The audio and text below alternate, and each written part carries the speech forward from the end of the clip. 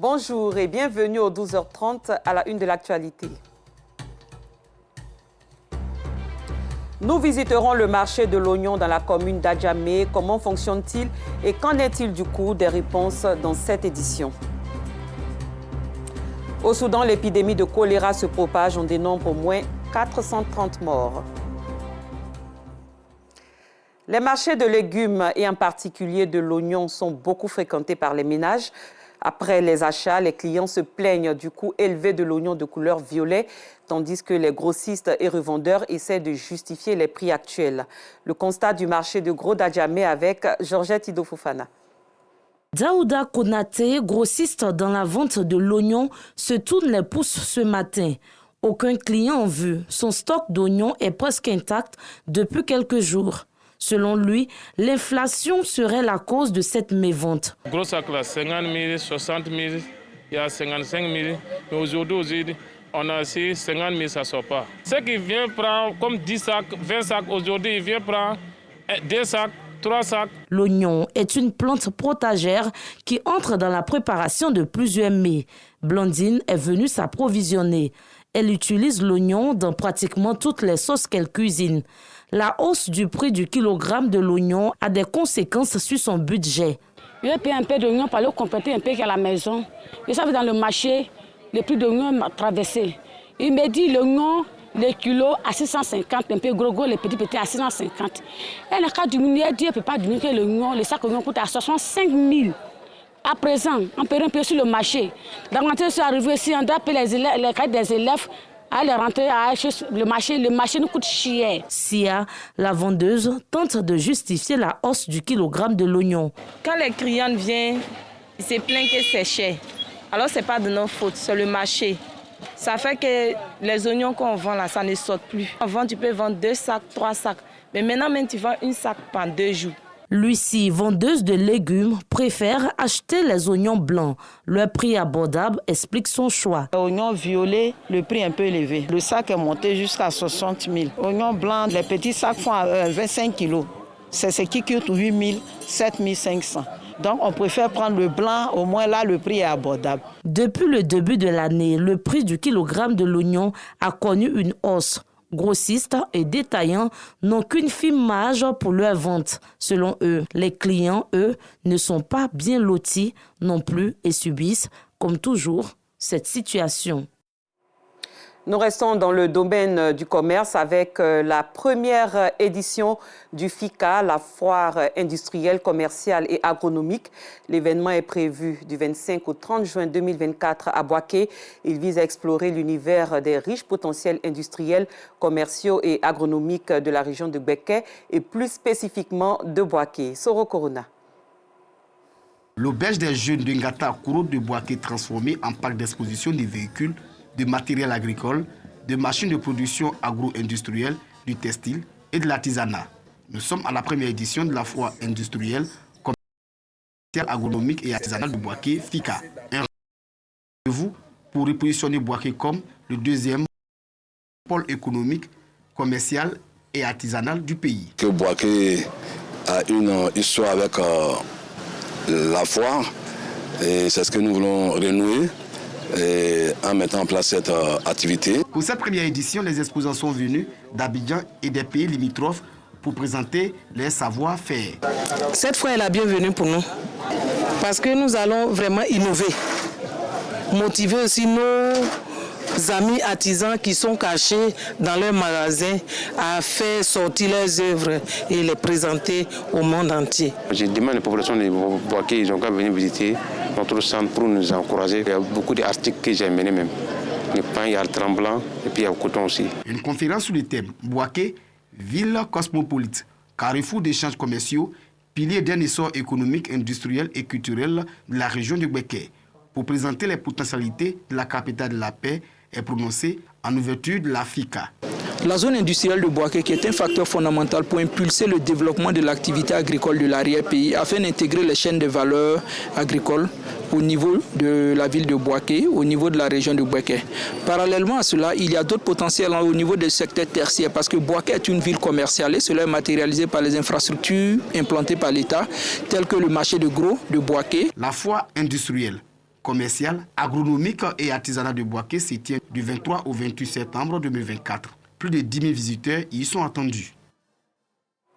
Dans la région du Béré, notamment à Sarala, la mutuelle de développement de cette localité a offert un bâtiment de 3 classes au village de Bamarasso et une aire de jeu destinée au sport de main au lycée moderne de Sarala.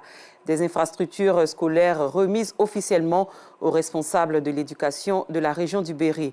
Pour les initiateurs, il s'agit de contribuer à la bonne marche de l'école dans la localité. Soro Corona. Un bâtiment de 3 salles de classe à Bamarasso et une aire de jeu destinée au sport de main au lycée moderne de Sarala. Les différentes infrastructures sont inaugurées par les autorités de la sous-préfecture de Sarala dans la région du Béré. Cette initiative de la mutuelle de développement de Sarala a donné lieu à une célébration avec la remise officielle des clés du bâtiment du primaire et un don de panier mobile de basketball à l'établissement secondaire. Pour les initiateurs, il s'agit de contribuer à la bonne marche de l'école. Notre rôle, c'est donc d'aider au développement de la sous-préfecture de Sarala. Donc je pense que nous sommes juste dans la droite ligne donc, des missions de notre mutuelle. Nous, qui sommes ces cadets, il a tracé des sillons que nous allons suivre. Qui dit développement, dit donc le président de la République, Alassane Ouattara, et nous sommes heureux que ce soit en tant que maire ou en tant que simple cadre, de contribuer à ce développement et à ce rayonnement de nos cités respectives. Les responsables de l'éducation de la région du Béré saluent l'engagement des cadres à œuvrer pour une école d'excellence. Un encouragement appuyé par le chef central et le sous-préfet de Sarala. Si nous sommes unis, nous pouvons être forts. Donc on appelle le président des cadres de la mutuelle à prendre son bâton de pèlerin, à taper à toutes les portes de tous les cadres de Sarala, sans chapelle politique. S'il y a des bonnes volontés qui viennent en aide à l'État, c'est vraiment un apport pour le gouvernement, un apport pour nous en tant qu'autorité administrative. La journée consacrée à l'éducation à Sarala a mobilisé les populations des 23 villages de la sous-préfecture. Parlons religion. Adja Awa Koulibaly a été investie par les membres de l'Association des femmes musulmanes en Côte d'Ivoire, AFEMSI, le samedi 14 septembre dernier. Elle préside à la destinée des femmes de cette fêtière qui entendent contribuer à la promotion de l'islam en Côte d'Ivoire. C'était en présence des guides dignitaires et leaders musulmans qui l'ont invité à cultiver un esprit de solidarité et de cohésion fraternelle. Bienvenue, Kwao. Adja Awa Koulibaly a désormais la confiance des membres de l'Association des femmes musulmanes en Côte d'Ivoire, AFEMSI. Depuis le week-end dernier, elle préside à la destinée des femmes de cette fêtière qui entendent contribuer à la promotion de l'islam en Côte d'Ivoire. Elle nous livre ses priorités. La mission qui m'a été assignée, c'est de fédérer l'AFEMSI de telle sorte qu'elle devienne la fêtière des femmes. Avec ce monde qui est venu ce matin pour me soutenir, je ne doute pas de la réussite de ma mission. Pour la circonstance, le président du Conseil supérieur des imams des mosquées et des affaires islamiques, COSIM, lui fait des recommandations. Nous avons donné quelques conseils afin qu'elle puisse travailler pour fédérer véritablement les femmes musulmanes et que par son action, les femmes musulmanes soient visibles et audibles en Côte d'Ivoire sur le plan du débat social et du soutien aux plus nécessités, notamment dans le domaine de l'éducation, du renforcement et de la promotion des bonnes mœurs, de la culture musulmane. Vous savez, quand les femmes sont engagées, elles vont très loin. Je peux leur demander de travailler en équipe et d'être solidaires et d'être tolérantes et de s'accepter chacun selon ses différences. L'AFEMSI est une organisation de femmes musulmanes en Côte d'Ivoire qui fédère plusieurs associations féminines, instruit ses membres aux valeurs cardinales de la morale religieuse et les initier à l'entrepreneuriat fait partie de ses missions. Les populations de Madina, dans la commune de Sarala, département de Mankono, peuvent prier désormais dans un cadre enchanteur. Une nouvelle mosquée a été construite par les filles et fils de la localité. L'ancienne mosquée était devenue trop exiguë avec l'augmentation des fidèles. Et cet édifice religieux a été inauguré le week-end dernier en présence d'un parterre de personnalités, comme nous le fait savoir Clément Boukou. La journée du vendredi 20 septembre 2024 restera à jamais une date inoubliable pour la communauté musulmane de Madina avec l'achèvement de leur nouvelle mosquée. Cette inauguration marque un jalon significatif dans l'histoire de la commune de Sarala. Avec une démographie en constante augmentation, la nouvelle mosquée de Madina est un joyau architectural d'une capacité de 500 places qui vient résoudre l'épineux problème d'espace de l'ancienne mosquée. La joie, elle est grande, elle est immense. Parce que la petite mosquée, j'y venais avec ma mère toute petite. Et aujourd'hui, je suis très émue de me retrouver dans une belle mosquée moderne, vraiment dans un village comme Madina.